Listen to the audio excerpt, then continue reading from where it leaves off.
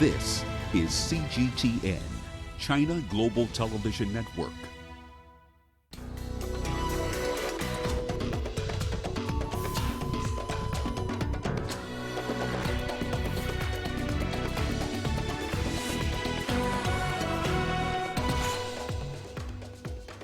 COVID-19 infections surpass 1 million in Africa. International aid for Lebanon pouring in after a deadly blast ruined parts of its capital, Beirut. And in our Made in Africa series, an ancient Ethiopian weaving tradition gets a modern glitter. Hello and welcome to Africa Live on CGTN with me, Beatrice Marshall, in Nairobi. Also ahead on the program, Beijing slams the U.S. president for ordering restrictions on Chinese apps. And in sports, how athletes across the continent are coping with the postponed Olympics. Well, let's begin with news from the continent. The number of coronavirus infections in Africa has surpassed 1 million. Global health experts say the tally is likely to be several times higher, reflecting the gaping lack of testing for the continent's 1.3 billion people. According to the Africa Centers for Disease Control, nations across the continent have recorded at least 22,066 deaths, accounting for around 5% of global cases. South Africa has more than half of the cases. The nation has been straining to cope with the disease as hospital beds fill up. The country ranks 5th highest in the world. African nations overall have conducted just 8.8 million tests since the pandemic began. This is below the Africa CDC's goal of 13 million tests per month. Let's now cross over to Abuja for more on this. I'm joined by Edwin Ikoria. He's the Executive Director for Africa One campaign. Edwin, thank you for joining us on the program. Now, the latest figures show that on average, COVID-19 has impacted 1 in every 1,000 people. Can you tell us a bit more about the current situation? Thank you for having me, Beatrice. And indeed, it's kind of alarming that we are at that point right now in our, in the pandemic on the African continent. But again, while this is alarming, what we've seen is that the health system has not collapsed as many have predicted. But the fact that the health systems have not collapsed, but it's still, it will tell you that Africa is really hit more on the economic side than on even the health side, because we're expecting that when the continent reaches 1 million, that means one person out of every 1,000 African is currently infected with COVID as per confirmed infections. But what you would expect to see is that the hospitals are not overwhelmed yet. I mean, we are nearing them, like you already said, more than half is in South Africa. But what you've actually seen here is that Africa is hit more on the economic side than on the collapse of the health infrastructure that we were all predicting. So it's a time for us to really reflect on what we can do to move ourselves out of this situation. All right, so Africa is hit hard more on the economic front, but the pandemic has weakened the already fragile health system in the continent and has impacted the economy as well as food security. Tell us more about where the continent is in terms of that. So again, the most important component of this pandemic is that it affects people. And because it affects people, you need to check what is the biggest fallout of this. Many millions have lost their jobs. In fact, the whole tourism industry is in serious trouble because of the pandemic. And so when you see millions losing their jobs, losing their livelihoods, that calls for real issues. And now the question is that when you look at the rest of the world, trillions of dollars have been spent to keep people afloat. But on the African continent, we cannot afford that. That is one of the biggest crises. So the liquidity crisis, the fiscal constraint, African countries are paying much more, sometimes 6 times what they are using for health services to pay debts. And these are the big concerns that we have on the continent. Then on top of that, there is a food security issues. The food shortages. Again, in East Africa, the locust was there, the drought and famine, droughts and floods at the same time, hitting at the same time with the pandemic. So you talk about the the fallout on the human lives. And that is the biggest challenge we are trying to face here. How can we get African countries and African leaders to get the needed help that they need to, one, fiscally respond to the situation so that they are not totally collapsed, so that the millions of jobs that are currently we are losing does not become a real a humanitarian situation. That is where we are right now. And this is the major concern we are pushing for. So let's look at briefly on that issue of African leaders needing help. At this point, what steps must the continent take to overcome these challenges? First of all, the help that we need first is that debts that African countries are owing should be suspended. And the suspension should not come at a cost, because one of the biggest challenges we have is that when the DSSI initiated through the G20 came into place, very few African countries, really pushed to get their debt suspended. The simple reason is that they will be downgraded by the credit rating agencies, and it does not give them access to the markets, to the debt markets in the future. So if we do not have a comprehensive debt restructuring system that allows African leaders to use the available little resources, to take care of the sectors that are important, we will have a bigger problem in the future. And this is the reason why we are actually calling for this help. But more importantly, African leaders should begin to target their expenditure at the most critical sectors. Schools have been closed for a long time. That is long-term problem that is coming in the future. Markets are not open. There's no total opening. So countries, markets, informal sector are suffering significantly. So the targeted expenditure should be, how do you target these small businesses, these informal businesses? How do you support them?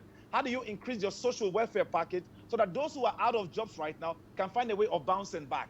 And this cannot happen unless there is serious, cash injection. And this is why we are asking that the international community, the countries, the bigger countries, the donor countries, and the countries that we are currently owing on the African continent should, really consider debt suspension comprehensively, including multilateral development banks. And then we can get the fiscal space to respond the way we want to respond. All right, Edwin Ikoria joining us there from Abuja. Thank you. Well, South Africa accounts for over half of the COVID-19 cases reported in Africa. As the country continues to fight against the coronavirus, funeral parlors have been forced to adapt. Here's that story. As COVID-19 related deaths continue to rise in South Africa, funeral parlors have been forced to adjust. Avbob Funeral Services is the country's largest funeral service provider. They estimate they've buried 25% of those who've died from COVID-19 in South Africa. To accommodate for the increase, Avbob has set up 13 mortuaries in refrigerated shipping containers. This is our mobile mortuary. As you can see, the back part has shelves that accommodate 16 deceased. The front portion of the container will then handle those that's been coffined already, and the coffins will be placed there. This container is specifically for COVID deceased, so we separate the bodies for the safety of our staff. They know this is a highly contagious zone, and they need to have extra precautionary or take extra precautionary measures. So yeah, and like I said, we can have here between 30 and 40 deceased within this specific mobile mortuary. In Soweto, Monaghan Legay has also had to make similar adjustments. Usually, he would handle 30 funerals a month. In June alone, he handled 85. We have made sure that we source refrigerated containers to assist us with the current sketch that is happening. We have also made sure that, we spread out our timelines. So if we were just used to burying on a Saturday or on a Sunday, we now make sure that we bury on every single day of the week. So from Monday, burials are already taking place throughout the week until Sunday. In addition to handling more services, funeral directors are facing a coffin shortage. They've also voiced concerns over the delays in the issuance of death certificates. Astatal, CGTN. Well, from the 7th of August, places of worship in Nigeria's commercial capital, Lagos, will be allowed to hold in-person services. Until then, some Catholics in the city have been using a mobile app to attend service and schedule meetings with their priests. Here's Ashtatal with more. As Nigeria's churches remain closed due to the COVID-19 pandemic, O Sanctus is giving Catholics a chance to attend virtual services and book appointments with their priests.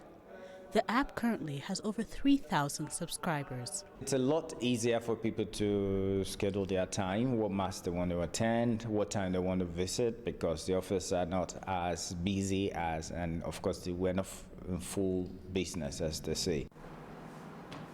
O Sanctus has not only digitized 4 parishes, but also helped streamline meetings. What the pandemic has done is for people to appreciate that these things can be done. I also don't see why I should get to the priest's office and sit for 2 hours. I'm a busy person. I don't want to get there and there are a whole lot of people and then I'm waiting. Henry is a pharmacist and also an avid user of O Sanctus. He also has appreciated the quicker access to his priest. It was a welcome development because it made so many things easy for us.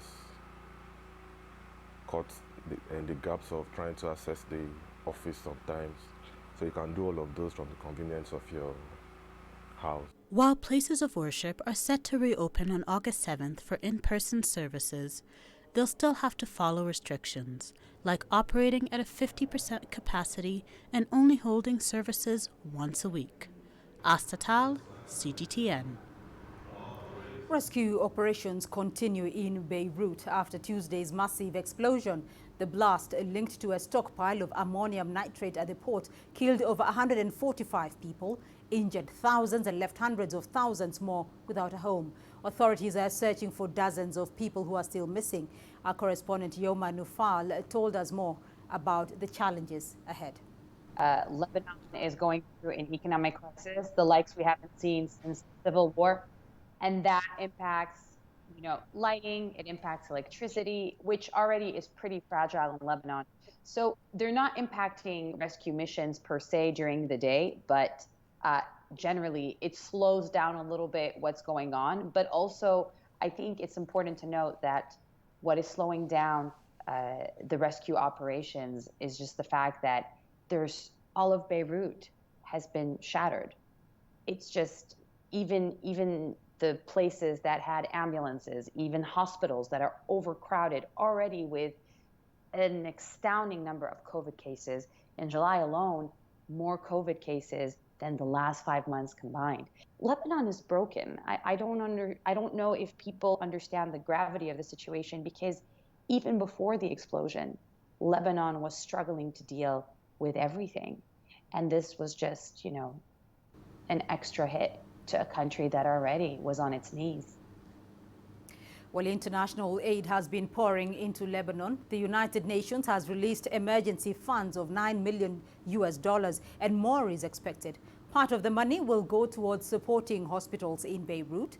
The European Union has earmarked $39 million. It has also mobilized material resources, including an Italian hospital ship. China is sending a medical team to Beirut, along with supplies and equipment. Russian medical personnel have arrived to help set up a mobile hospital and a coronavirus testing lab. Tension seems to be rising in the Mediterranean after Greek and Egyptian foreign ministers signed an agreement on the demarcation of the maritime borders between them. Ankara has condemned it. The agreement comes days after Egypt accused Turkey of violating its maritime border in the Mediterranean. The two nations' ministers say the agreement complies with rules of international law and the UN Convention on the Law of the Sea. The agreement will also see them set up their own exclusive economic zones. On its part, Turkey has declared the agreement null and void. A statement released by Turkish Foreign Minister Mevlut Cavusoglu hours later said the agreement violates the rights and continental shelves of Turkey and Libya. Turkey has already entered into a working partnership with Tripoli that will see Ankara explore for oil and other resources within Libyan waters. You're watching Africa Live. Still ahead on the program, we'll bring you our Made in Africa series, an ancient Ethiopian weaving tradition that's getting a modern glitter.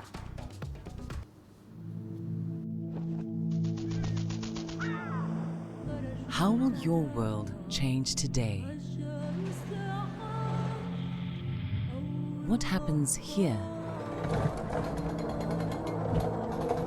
What happens there? Or what you make happen for yourself. If it matters to you, it matters to us too. Your stories are the stories that need to be told. Africa Live. Find your voice.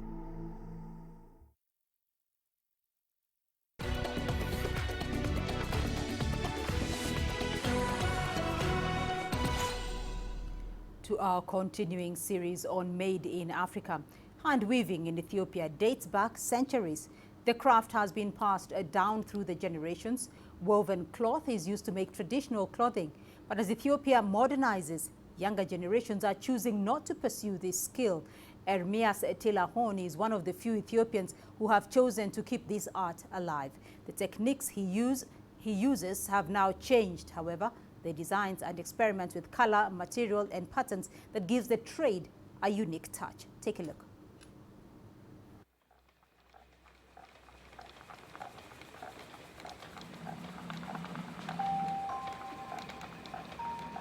So there is a long tradition for it. We don't see this anymore in the Western world, really. Saba is just a very nice example because it's really produced from the scratch there. So it's really the story of made in Ethiopia.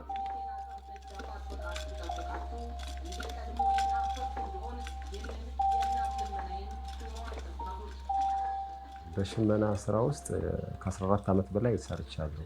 የሽመና ባለሙያ ነኝ፣ ዲዛይነር ነኝ ማለት ነውና ዲዛይን ሳደርግ አብዛኞቹ በውስጥ የሚመላለሱትን ስራዎች እሰራለሁ። ከዛ ባለፈ አዳዲስ ሳምፕሎችን በዚህ በእኛ ባለንበት ድርጅቶች ውስጥ አያቴ ሽመና ይሰራል፣ ግን ጎበዝ ሸማኔ የሚባል አይደለም። በእርግጥ ነጋዴ ነው። እሱ እኔ እንድሰራም ሆነ በዛ ሙያ ውስጥ እንደሆን አይፈልግም ይመስለኛል። ግን እኔ ተደብቄ እሞክር ነበርና ከ10 ዓመት በፊት ያሰብኩትን ስራ ሰርቼ በጣም ተደስቻለሁ። ያንን ለመስራት 5-6 ጊዜ ተበላሽቶብኛልና ብትሳሳች እንኳን ማለት ነው የተሳሳትሽውን ስህተት በማብዛት ሌላ ዲዛይን መፍጠር እንደሚቻል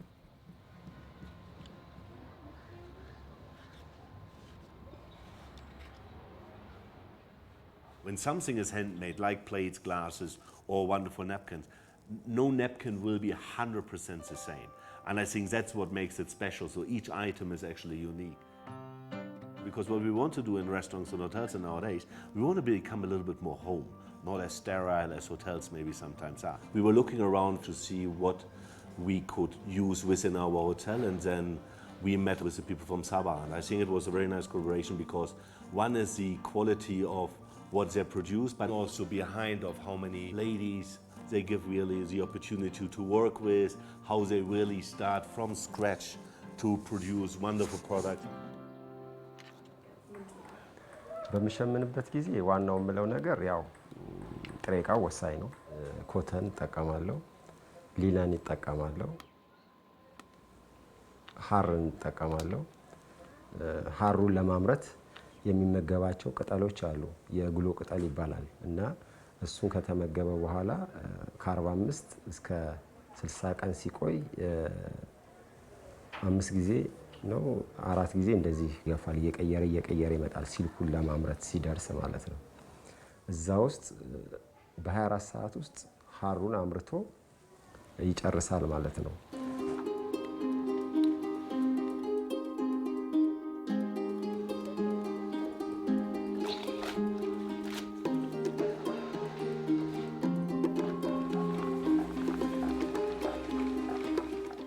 ከኛ ከኢትዮጵያን ባህል የተለየ ልብስ ነው እዚህ የሚሰራውና በጣም ብዙ የምጠቀማቸው የክር የቀለም አይነቶች አሉ።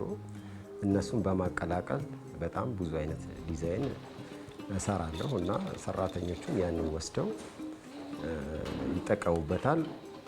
ጥሩ ፊድባክ አለው።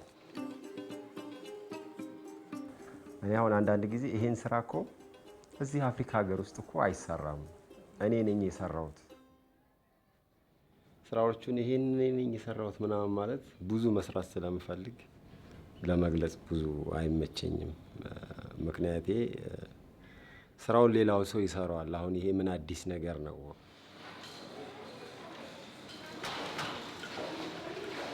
እና አብዛኞቹም ወደዚህ ስራ ሲገቡ እንግዲህ የየራሳቸው ምክንያት ይኖራል። ራስን ለመቻል መጀመሪያ ይሄንን መስራት ከዛ በኋላ ሌላ ስራ እሰራለሁ ብለው ነው አብዛኞቹ የሚገቡት። ግን ለረጅም ጊዜ ሳያስቡት አብዛኞቹ ሳያስቡት እንደገቡ ነው የሚያስቡት እና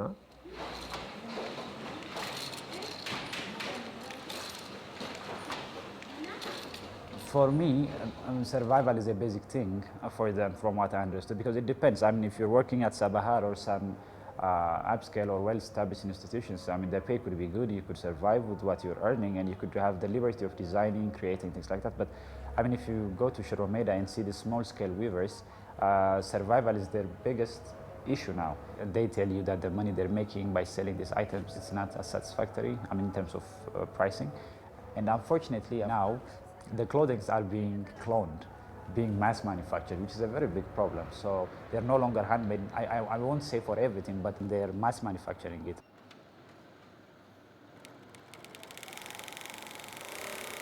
I think the weaving industry has a very big potential of expanding and growing. It is growing now, but mainly for exports. But the usage locally is not here yet. I mean, it's here, but it's more occasional.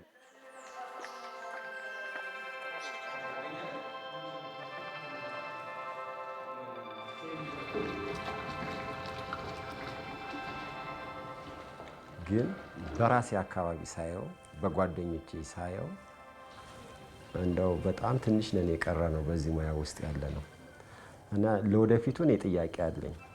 በዚህ ይቀጥላል ወይ አላውቅም። ፈጣሪ ነው የሚያውቀው። The finals for the Public Benefit International Challenge are currently underway in Beijing. The contest challenges youth in Africa and China to come up with innovative ideas to tackle pressing issues in Africa. Today we focus on sport and how China has been instrumental in helping the vulnerable youth in Kenya. Well, joining us for more on this is Henry Majale. He's the director of Mathare Youth Sports Association. Henry, thank you for joining us on the program. Just how important are such programs for the development of youth, of young sports talent in Africa? Thank you very much, Henry. What I can say is that such programs kind of provide an opportunity for our young people to not only exercise sport, but also be healthy. And for some of them, use that as an opportunity to, develop personally life and become responsible for the society. Today, like from MISA, we have so many accountants, engineers, top players, athletes, and even politicians who came to MISA as a program. So to me, a program like MISA, that is Mathare Youth Sports Association, provides a platform and an opportunity for the young people to exercise, to do sports, and to be able to achieve some different aspects and, objectives in life that will help them move and help them in their future life. So China has been a dominant force in sport, particularly in the Olympic Games. So what lessons can African countries draw from China to make sure that the continent can be competitive globally? I think one thing that we need to learn as Africa from China and maybe other countries like Japan is that they've done three major things. One has been investment in research and development. Two has been setting up academies that are in line with their country educational curriculum so that when young people go to school, they're able to exercise sports at school. And some of them are even, right away from school, they go directly and participate in international sports like Olympics. But then the most important aspect has been well-structured and investment in sports, whereby today you'll be able to see clubs, top clubs in China, of course, competing with clubs in UK in terms of, getting players who are top-notch, who are at a very high level, and in fact, matching the price of players with clubs, and at times even getting offering very good opportunities compared to the clubs in UK. All right, Henry Majale from the director of Mathare Youth Sports Association, joining us there on Youth and Sport. Thank you. Well, we still have more news for you here on the program. Here's what's ahead. South Africa's economic downturn continues as the coronavirus pandemic takes its toll. And Beijing slams the U.S. president for ordering restrictions on Chinese apps, saying they come at the expense of American users. Africa is the nexus of enterprise, and global business will tell you why it matters. From the mega investment projects to multi-billion-dollar mergers and acquisitions. Africa today collects, just in terms of revenues from taxes alone, $545 billion a year. If you take 10% of that and you devote it to the energy sector, problem solved. All this on Global Business, weekdays at this time on CGTN.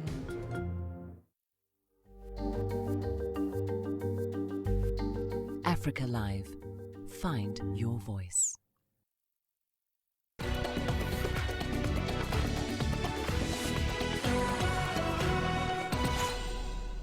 South Africa's economic downturn extended into last month. Businesses are still reeling from the impact of the COVID-19 pandemic, reported a slightly less steep drop in output and new orders. While the pace of job losses also slowed, July still saw the third fastest reduction in employment on record. The IHS Market Purchasing Managers Index rose to 44.9 from 42.5 in June. It is a second increase in a row, but still far below the 50 mark that separates expansion from contraction. Africa's most industrialized economy imposed a hard lockdown in late March to contain the spread of the coronavirus. It has gradually eased curbs on most economic activity. Government forecasts are in gross domestic product to shrink by at least 7% this year. While Egypt's revenue from the Suez Canal has risen by 4.7% compared with the previous 5 years. Egypt opened an $8 billion expansion of the canal 5 years ago. It was part of plans to boost the economy and restore Egypt's position as an important trade hub. Suez Canal revenue rose to $27.2 billion during the last 5 years, up from $25.9 billion in the 2010 to 2015 period. Since 2015, 90,000 ships transited the Suez Canal, carrying 5.5 billion tons of cargo, up from 4.6 billion tons during the previous 5 years. Egypt plans to double ship numbers and revenue by 2023 compared with pre-2015 levels. Well, let's shift focus now to the aviation sector. The ongoing coronavirus pandemic has depressed the global travel industry. African carriers alone are expected to lose around $6 billion this year in revenue, and Kenya Airways is no exception.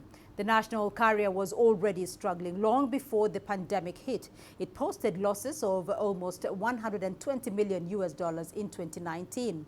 CGTN's Robert Nagila now explores what the government is doing to keep KQ, as it is known, afloat. As the first Kenya Airways flight from Kigali began its descent into Nairobi last Saturday, after almost 4 months following the outbreak of COVID-19, it was half full. The impact COVID-19's had on the airline became more apparent as it taxied to the apron. Dozens of KQ planes remained grounded. For many of the passengers, they were just glad to be home. This is awesome. This is awesome. We've been waiting for this. The captain of the flight, however, was more reflective. Hopefully, we'll increase our frequency depending on the passenger numbers that come on board. Like all airlines globally, Kenya Airways has been pushed to the brink by the pandemic. Before COVID-19, the airline was flying to 55 destinations globally, carrying 4 million passengers annually. Since resuming international flights, it's now flying to only 30 destinations. There has been an extremely suppressed demand going forward. If you look at what we have deployed for our frequency and our destination, it is not 50% of what we were flying before. The current demand is attributed to passengers who were stranded when countries closed their airspace. Largely dependent on holidaymakers and business travelers who've been forced to stay home because of the pandemic, The airline is now scrambling to remain in the skies. We cannot keep an airline at 100% when the demand is only 50%. And that is why we need to restructure the airline. So restructure just, the assets, restructure the operations itself, how we operate. And then, of course, unfortunately, even for employees, and like you said, it's a very painful thing to do. The airline projects losses of up to $400 million by the end of 2020. Experts say government support is essential for survival. We need governments to underwrite loans and to offer state support and to guarantee loans as well and to reduce taxes. Those are the big things. And most governments in Africa are just not doing it. And the bottom line here is that over $30 billion was promised by governments in Africa to support the airline industry. And only $311 million of that amount has been paid out. Kenya Airways is in the process of being nationalized, and when the turbulence in the industry finally settles, the airline will be hoping this greeting Welcome on board Kenya Airways. Will continue to welcome passengers on board their planes for years to come. Robert Makilo, CGTN, Nairobi, Kenya. The World Bank has approved a grant of $45 million to help South Sudan improve access to basic infrastructure and strengthen community institutions. The funds will benefit over 600,000 citizens who live in 21 of the country's 79 counties. It will be implemented by the UN Office for Project Services in close collaboration with the government and other development partners. CGTN's Patrick Oyet reports from Juba. Rose Manas is a 45-year-old mother of 3. She lost her husband during the 6 years of civil war in South Sudan. Rose is one of the women rebuilding the roads and getting paid for the work as part of the safety net project funded by the World Bank. She says that has enabled her to pay her children's school fees. Rose says had the program come to South Sudan earlier, it could have saved one of her daughters. Before this project began, my eldest daughter was not going to school because I didn't have money for her school fees. She decided to elope, and she's still a child. It hurts me a lot. The World Bank channels the money to the United Nations Office for Project Services, or UNOPS, which is implementing the project. UNOPS is supplementing, is complementing, is supporting government to fight poverty and suffering, including COVID-19. So with the resources we are getting from donors, this project, the Social Safety Net project, is going to extend or expand the number of beneficiaries to cover those who have been affected by COVID-19. The UNOPS is now looking for extra funds so that it can reach more people across the country with the Safety Net project. UNOPS says at the moment the project is focusing on households such as people living with disabilities, the elderly, pregnant women and those living with HIV/AIDS. South Sudan's government is urging donors to support more projects that would promote self-reliance of the population. I strongly believe that this project will contribute to significant reduction of poverty among the selected poor and vulnerable households. The World Bank says the project aims at providing income support to nearly 430,000 people in some of South Sudan's most vulnerable communities over the next 2 years. Patrick Oyet, CGTN, Juba, South Sudan. U.S. President Donald Trump has signed an executive order taking aim at Chinese tech giants Tencent, the owner of social media app WeChat, and ByteDance, the parent company of TikTok. The U.S. has questioned the company's handling of American users' data. Our correspondent Liling Tan has more from New York. WeChat has said it doesn't share information with the Chinese government, and its international user data is held or stored offshore outside of China. Now, TikTok has also time and again denied these allegations, saying its data centers are also located away from China. Now, for TikTok in particular, the president wants to close it down by September 15 unless it is bought by a U.S. company. We know that Microsoft is in talks to buy, so it does appear that this is kind of a you have to be bought or be banned type of situation for these Chinese-owned apps. Now, the bans as they stand appear to be sweeping, but the language is rather vague. We don't know exactly what type of transactions are prohibited, but it does appear that because the bans go into effect in 45 days, we'll have 45 days to find out from the U.S. Commerce Secretary, who has been tasked with defining the terms, what these terms actually mean and how vast and sweeping they might be. Now, the Trump administration, however, has said before that they want apps like WeChat and TikTok removed from app stores in the U.S., and it's likely the impact would be felt by app stores here. All of this, of course, isn't happening in isolation. It comes amid rising tensions between Beijing and Washington over a range of issues from politics to intellectual property, trade, and of course, the handling of the coronavirus. Well, TikTok users have reacted to the news on Capitol Hill. Here's CGTN's Nicole Nga with a look at what they have to say. Save TikTok. That's the message from some of these users. Whoever's seeing this, keep on fighting. Keep on fighting for this app. The TikToks. And I just wanted to say to all my 35 followers that, I love you. I support you. With the threat of a ban now a reality, young people are taking to social media and even to the streets to protest. Save TikTok. I am calling on all of the TikTok community to take the Trump Tower challenge, make enough noise so that the world knows that if you shut down TikTok, it is because of us and not because of your nonsense story about China. TikTok has seen over 175 million downloads from the US Apple Store. It's consistently topped the charts in the entertainment category, despite only launching in the country in 2018. Since then, the platform says it's attracted some 80 million active users. TikTokers like Ehi Omiji have amassed tens of thousands of followers. He told CGTN how he reacted to the news of a US. Oh my gosh, I think initially it was just panic. It was for a lot of people. I think for those of us who are at the top of creating, who make their money through TikTok, things like that, we're really scared. And also for like the smaller, larger creators like myself, I was upset about not being able to connect with my followers anymore, not being able to be that voice for them. So I think it was just like panic and like sadness. Comedian Jesse Appel is another prominent user. He shared with us who he thinks the winners and losers are in this TikTok war.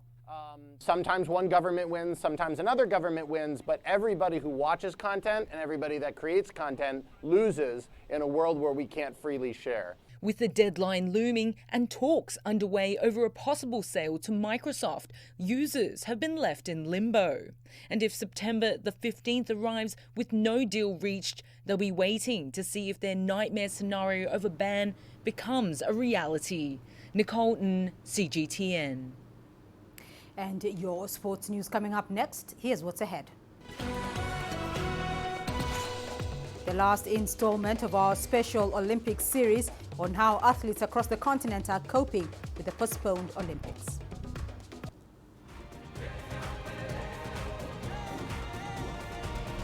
Africa Live. Find your voice.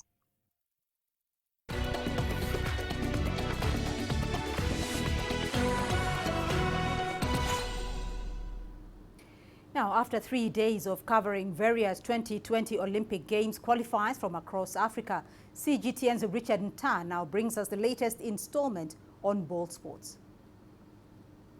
Thank you and welcome to our final segment of our special series, The 2020 Olympic Dream Lives On. And as you can see behind me, the Olympic flame was extinguished this year. Among the athletes most affected by the postponement of Tokyo 2020 to next year are ball game players. We spoke to some football, rugby, hockey, and volleyball teams from across Africa to bring you their stories of despair and hope.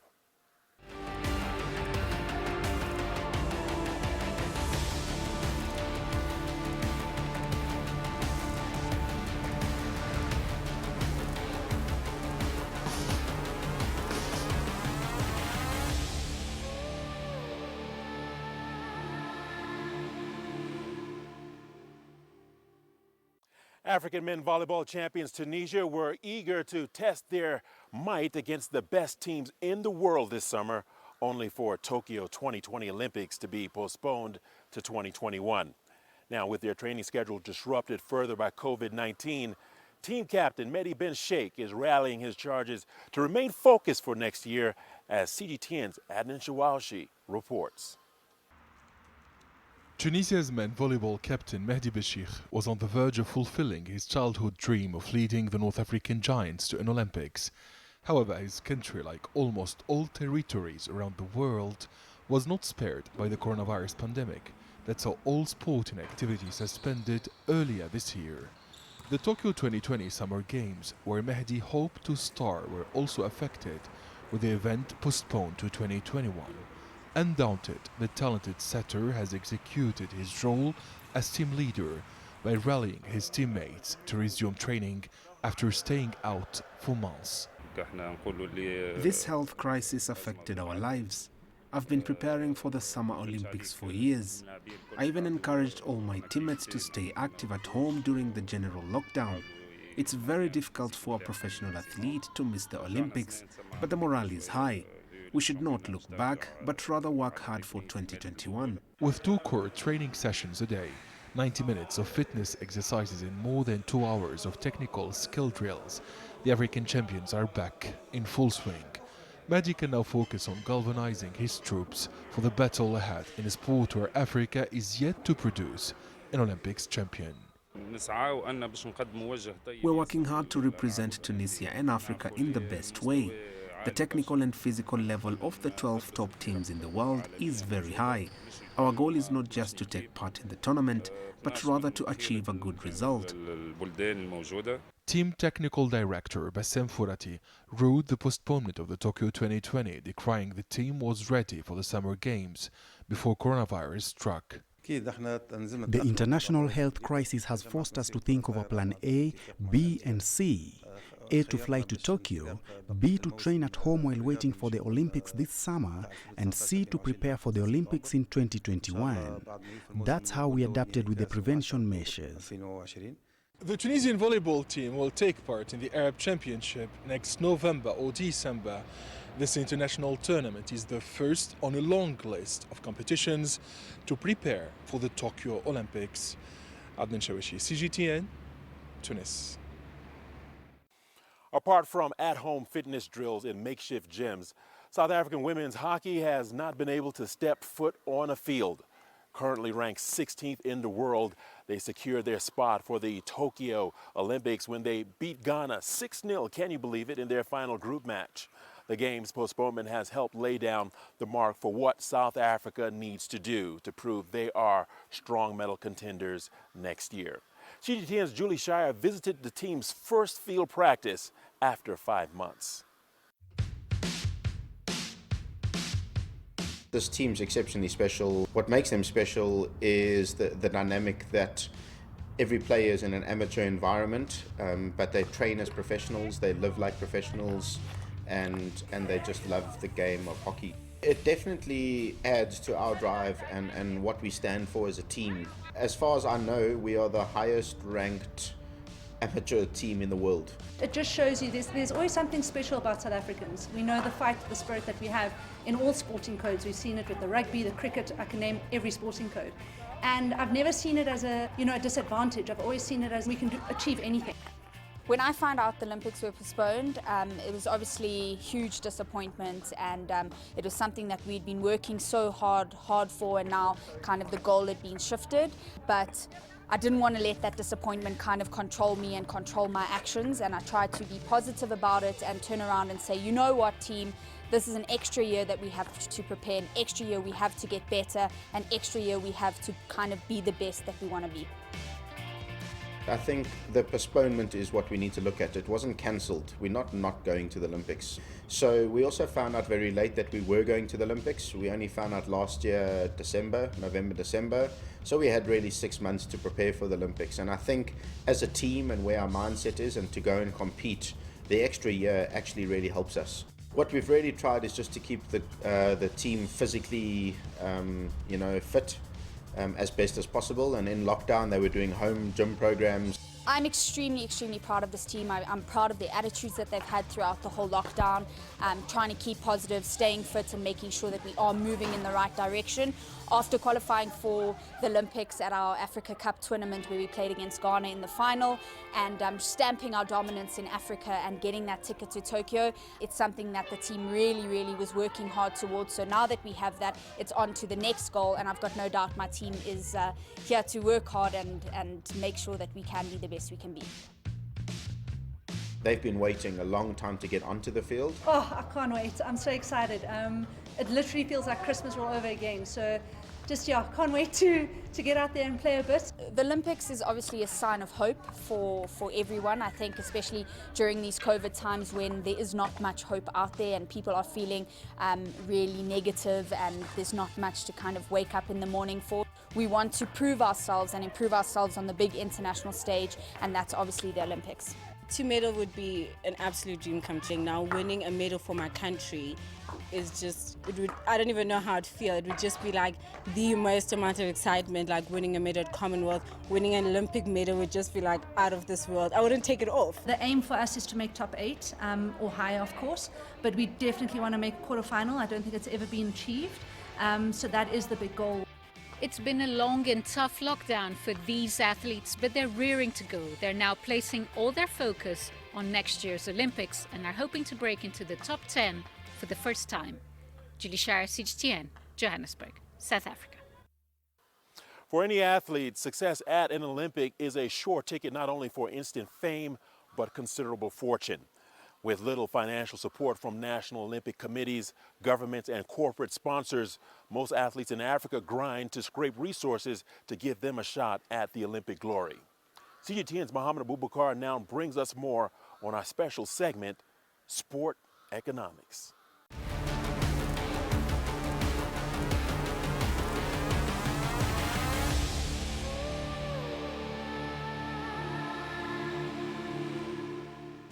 We have therefore made the assessment that COVID-19 can be characterized as a pandemic.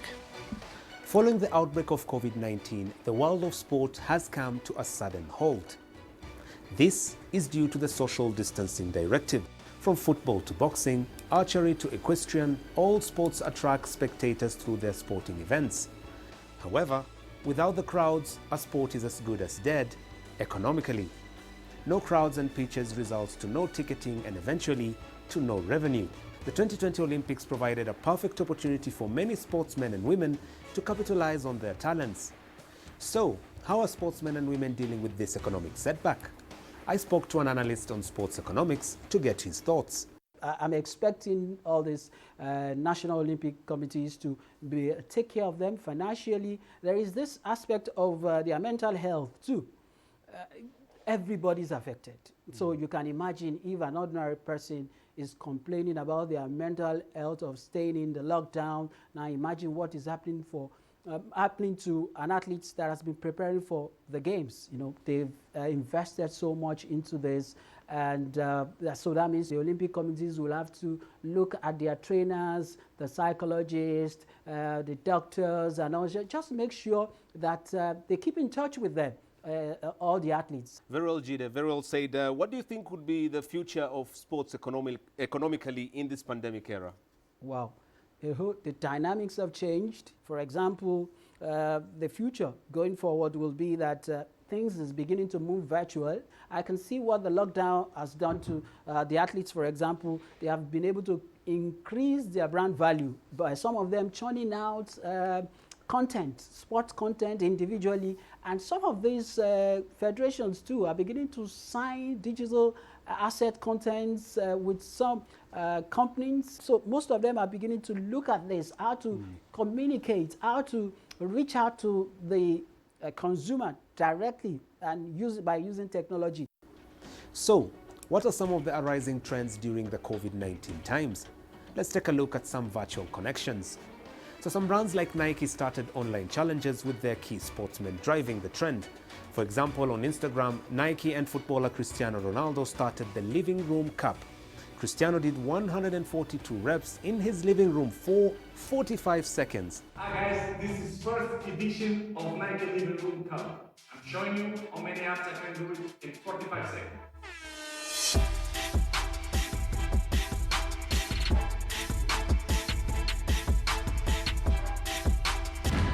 Now show me what you got.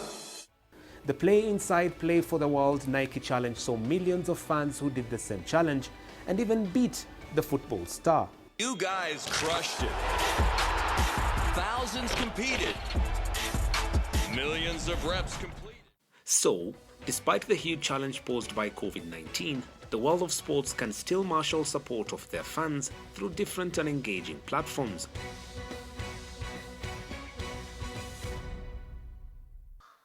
There is much excitement around the South African men's football team that will participate in the 2021 Olympic Games. The group consists of young players who ply their trade in some of the top leagues in the world and are expected not only to do the Rainbow Nation proud, but also to challenge for a medal. CGTN's CS Duplessis has more. 2016 was the first time the South African national under-23 men's team had qualified for the Olympic Games in almost 2 decades. The squad, coached by Owen De Gama, was full of promise but failed to win a game. Fast forward to November 2019, and after finishing third in the under-23 AFCON tournament, the team known as Amaglugglug were home with a second successive Olympic qualification safely in the bag. I think for 5 seconds or so, you know, one just froze and observed the excitement, you know, of the players, staff running onto the pitch, and you know, joining then the celebrations. Then it really dawned on one that we've achieved the objective that South Africa wanted for us and the South African Football Association, which was to take the team to Tokyo. Captain Tertius Malepe, who was part of the 2016 group, is now on the verge of a unique milestone of playing in back-to-back Olympic Games. Of course, not so many players have managed to do that, of course. And for me, I'll be very, very blessed, you know, to be part of the Olympics second time. The national lockdown brought to an end any training opportunities. The stadiums were closed, players were confined to their homes, and all the momentum was kicked into the stands, leaving coach David Notoane having to adapt his plans and preparations for the event that would now take place a year later. The bigger frustration is, you know, having to wait another, you know, 8 to 10 months. It kind of feels like your dream is being taken away from you. As can be seen here, the players had to commit to home workouts in order to maintain their fitness levels while locked down and unable to train. This pandemic virus, it was not easy for everyone, I can say, because you know, when you have something ahead of you in a couple of 2 months, you know, in this life anything can happen. With football slowly resuming at club level across the Rainbow Nation, the excitement ahead of the Olympic Games is starting to build again for the coach and his talented squad. 2 generations of Olympic teams, they couldn't go beyond the group stages. So, of course, the first big achievement in breaking our record would be to come out of the group stages. There's a lot of optimism around this crop of young players ahead of the largest challenge of their careers to date. But for now, it's a waiting game, an opportunity to reflect on a time when training sessions were taken for granted and without risk of contracting a deadly virus. Those days will return, and Tertius Malepe will get a chance to eventually lead his team on one of the biggest sports stages in the world.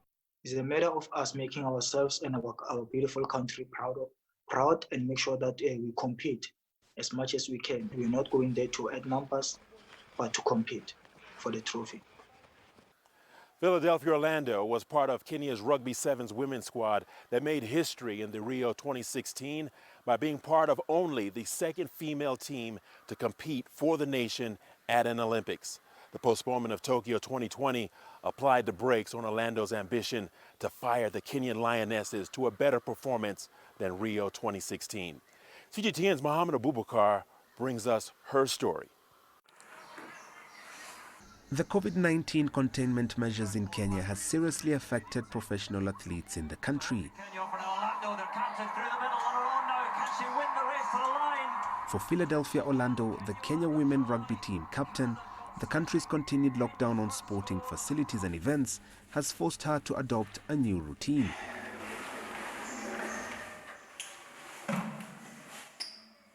When it started, like the lockdown, we were staying indoors. Like, we were scared of what if I go out there and get this virus and get them to my siblings, what will happen? So I stayed a bit locked myself in the house. That's where I identified the rooftop. And I had to be creative with myself also, like I cannot just sit in the house, do nothing. I need to get something going. I need to keep fit also. And I also go to look for some people I can train during this time because it's not easy. I need to hustle at the end of the day because now my income is not coming, you see. And also the national team, you only get paid when you're training. Now everything is not working for us as athletes. Prior to the postponement of the Tokyo 2020 Olympics to next year, Philadelphia was on a tight scheduled road to recovery from an injury. She recalls the exact moment she learnt of the news. Actually, my physio is the one who told me, like, do you know Olympic has been postponed? I was not actually aware because I was just praying and hoping that things were going to work out on us. So when my physio told me, like, do you know, like, there's not going to be Olympic this year, then I said, what do you mean? Are you serious?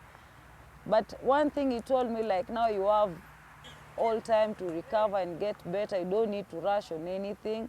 You just need to take your time now to get better. Despite the personal good news, Philadelphia still feels empty whenever she passes by the national team's training ground. I miss my teammates, I miss the whole thing here, like passing the ball, getting tackled, like playing around with my teammates. This is something I missed, like 4 months being away from your teammates. You know, we were like a family. With uncertainty still surrounding the rescheduled Tokyo 2020 Games next year, Philadelphia hopes that she and her teammates will not have to bear any more bad news. Mentally, I'm not prepared for any sad or bad news about Olympics come next year. I'm hoping that things will get better because it's everyone's dream to be at the Olympics game.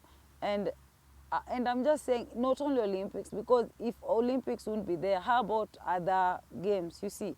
That one will be very crazy for us as a team. And for me, I think it will kill me because I've been really working hard and hoping that I can make it to my second time in Olympics. One thing for certain is Philadelphia Orlando and the Kenya Lionesses just hope they'll soon be able to reunite as a team and scrum again on this field.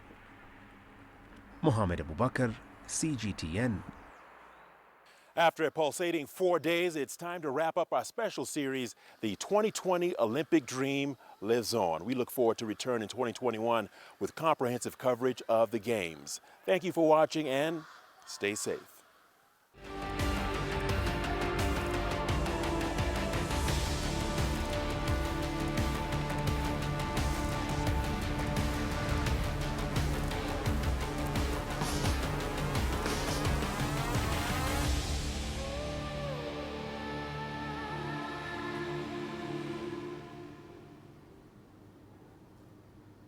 And that's it on this edition of Africa Live. Remember, you can send your feedback to the contact on your screen and do follow us on our digital media platforms.